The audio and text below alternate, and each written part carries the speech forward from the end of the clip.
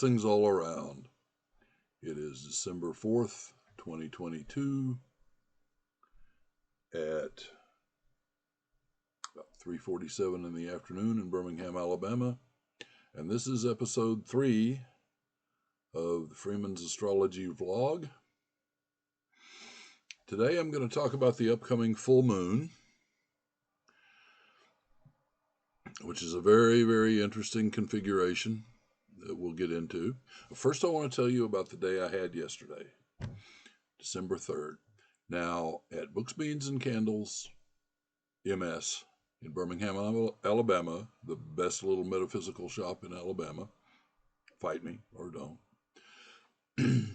they have an annual thing where they offer Yuletide Pictures with Krampus. And this is a big deal. This brings a lot of people in. It brings hundreds of people into the shop, a lot of whom haven't been there before. So it's a super business move on the part of Mitchell Haygood. It's an old friend of mine who's been the owner of this place now since I think 2005. It was 2005 or 2006 when it opened. It's home away from home from all of us strange people in Birmingham. And I'm the house astrologer there. Very happy about that. So I was there to offer discount readings in honor of Krampus. So what I did was I brought a little flyer that had a discount coupon, good for now through January 3rd, because Mitchell and I both figured that I wouldn't get a lot of people who are going, yes, let's go now. Mitchell thought I would get 0. I thought I would get 2. And I got 1. So on average, we were right. But the nice thing is I handed out all of my flyers. I should have printed more. I got to talk to a lot of people, and I'm probably going to get some follow-on business from that. If people can be trusted when they say, oh, I'm very enthusiastic about this, and I'm going to call that number on that card and book a reading. And the one client that I did meet was a very good consultation. He was very impressed. I was impressed with him. He had a very interesting chart. You know they're all interesting, but you also know what I mean, probably. Anyway, it was a great day. I spent most of the day there. I got to see some old friends that I hardly ever get to see anymore, for one reason or another. So I am completely happy with what went on there. And, financially, that one reading will pay for my printing and the breakfast at McDonald's that I had on the way in, and the DoorDashed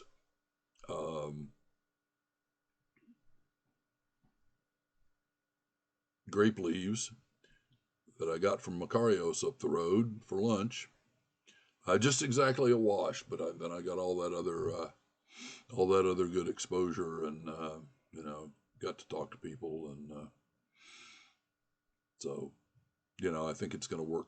It's going to be so much better that I actually got out there and talked to people rather than just here's my information. One thing I noticed, all the time that I was handing out flyers, there were also a stack of them sitting next to the cash register. Nobody took any of those. Everybody took the ones I was handing out and looked at them and had a real encounter with them, so to speak, and thought about whether they were going to act on it or not. So that was yesterday's business. Okay, today we get to talk about this upcoming full moon. The moon is going to be at 16 Gemini when it is directly opposite the sun in Sagittarius. And very interestingly enough, the moon is going to be exactly conjunct that Mars retrograde in Gemini that's been giving many of us trouble for a while now. Not only are the moon and Mars together where they line up along the zodiac, in zodiacal longitude, but they are going to be at the same latitude, which means the moon will actually occult Mars. If you go out at the right time and have a clear sky, you'll be able to see the moon slowly move over and make Mars disappear. And then later, Mars will reappear out the other side. Because Mars is retrograde, they'll actually be approaching each other, although you won't be able to notice Mars move. There's very little literature in the transaction, and very little in the literature about the effect of latitude on conjunctions. It's a subject that I'm interested in. I believe that a close latitude has got to make a conjunction more effective. And for goodness sakes, that means an occultation is a big deal conjunction-wise. Now, Mars conjunct the moon is a mixed blessing.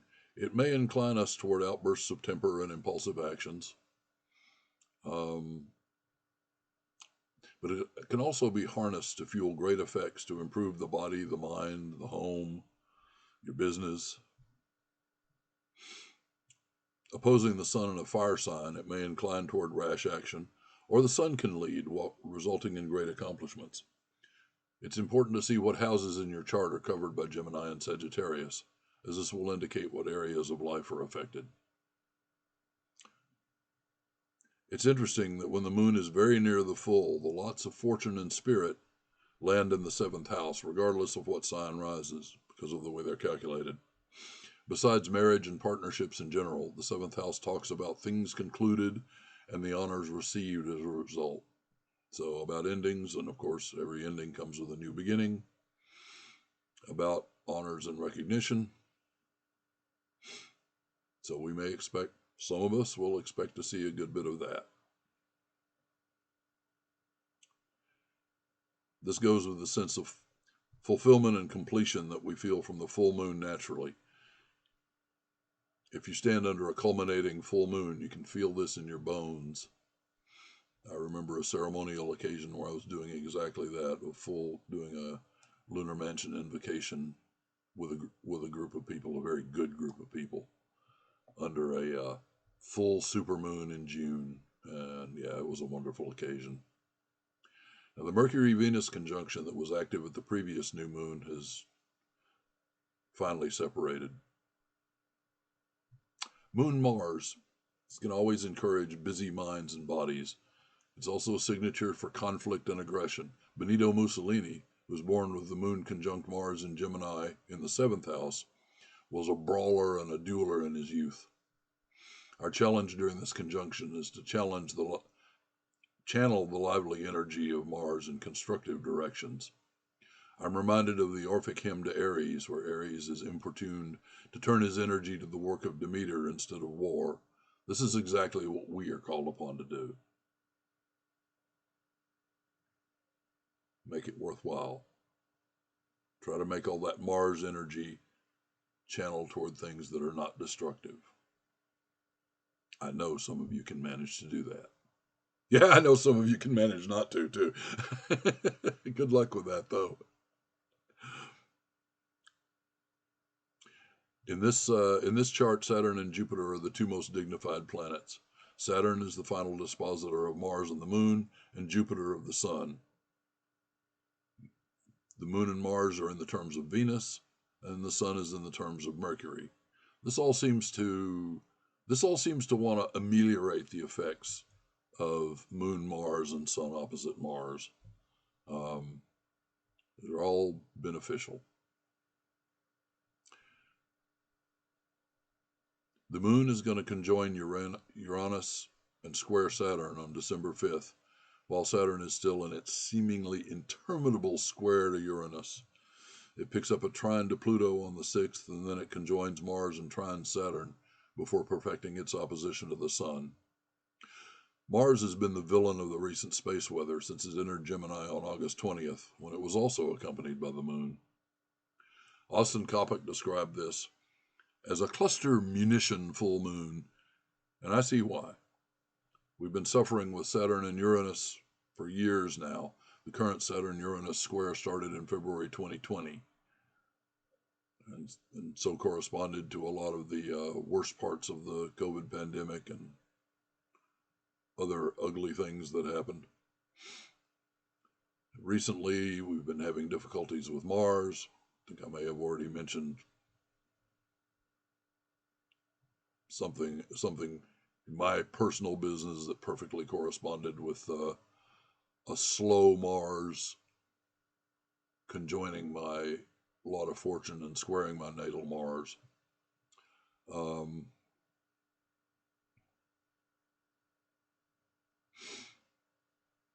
And so with all that, at that point, this is all the energy that the moon is going to be translating to us and to the sun, to us and to our spirits.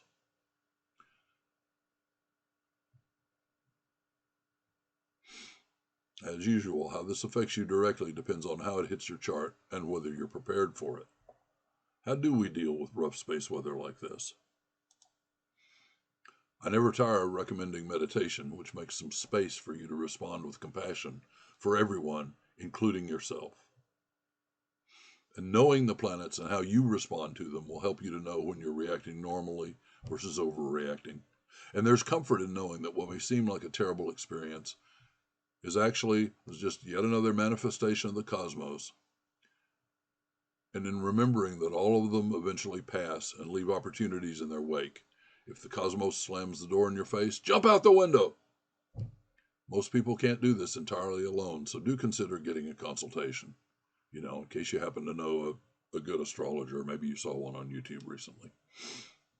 In fact, things do get better as the moon opposes Venus on the 8th. Moon Venus and Moon Jupiter aspects are pleasant, inclining us to good relationships with women, good relationships in general, and a taste of the finer things in life. So as always, when we're talking about Venus, Jupiter, and the moon, be careful not to overindulge. It really does